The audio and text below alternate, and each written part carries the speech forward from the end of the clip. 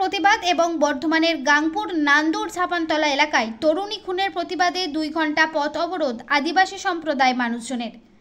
আরজিকর ঘটনার প্রতিবাদ জানিয়ে এবং গাংপুরের নান্দুর ছাপানতলা এলাকায় তরুণী নৃশংস খুনের প্রতিবাদে পূর্ব বর্ধমান জেলার নাদনঘাট মোড়ে পথ অবরোধ করল মঙ্গলবার ভারত জাকাত মাঝি পরগনা মহল।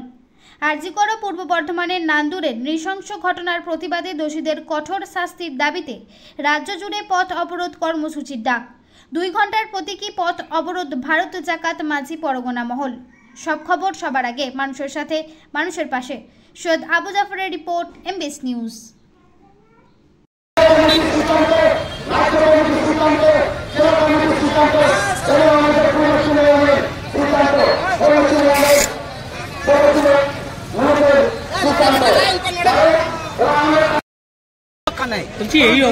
এই অবরোধ কতক্ষণ ধরে চলবে? এটা আপনাদের 2 ঘন্টা চলবে। 9টা থেকে 9:15 থেকে শুরু করে